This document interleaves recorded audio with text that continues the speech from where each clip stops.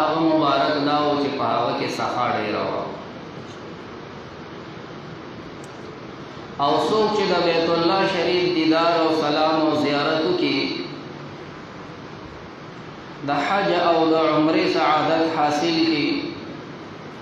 نو د ده دا زړه صفا شي او دې کې سخا او نور الهي ځای شي مرکوز شي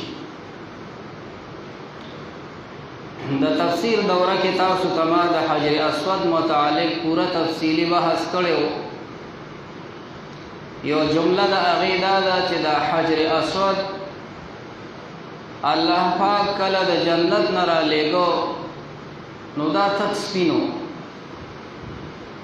دې ته به حجر ابیض وی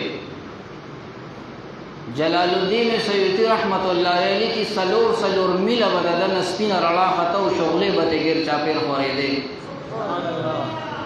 فسودته خطایا بني آدم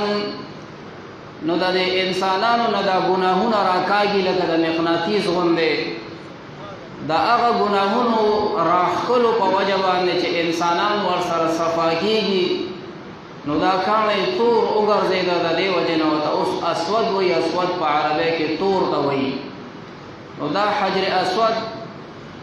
دا کاڼی چې چا ښکل کو یا یې دته داسې استلام وکړه لاس باندې ورته سلام وکړو نو د دې حجر اسود به دوه سترګې صحیح حدیث پاک کې راځي او د ده دپاره به زباني دی و شفاعت د هغه چا دپاره کوي چې چا دې ښکل کړی دی او سفارش به د هغه چا دپاره کوي چې چا ورته استلام کړی دی او الله تعالی به د ده شفاعت قبلوي تاسو وایئ سبحان الله دا خالق نه دی دا مخلوق دی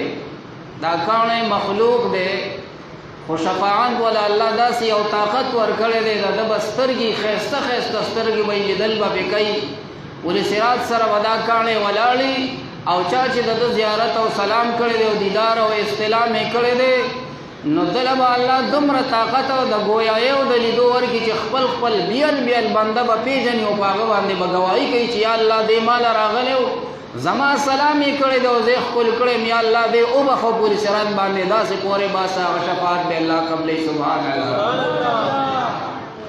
او دا شان چې څوک د طاقت سره نه دی تللی او د حجر اسود سلام یې نه دی کړی او هغې ښکل کړی نه دا یو شاعر الله کې یو نښه د رب ذوالجلال جنتي نښه ده په دنیا کې نو دی به په هغه الټه ګواهي ورکوي چې یا الله دې راونیسه نو دی به پل صراط سره ډېرې سختۍ سره رانیسي چې چا حج او عمره نه یې کړی چې فرض و پې وسع و او دی حج د بیت الله له یا عمرې له نه وتلی نو دی به رانیسي دا طاقت الله ورکړی دی د الله په ورکړي شوي طاقت باندې ودا کوي محترم سامعینو وخت مختصر دی نو د رسول پاک علیه الصلاة والسلام ډېر زیات صفات دي خو یو صفت مبارک دا ودا دی چې سخا پکې و وکان علیه السلام اجود الناس د دواړو جهانو سردار مبارک کې د ټول مخلوق نه زیاته سخا و تاسو وایئ سبحان الله لنډم پویوما د نبی علیہ السلام د دور نه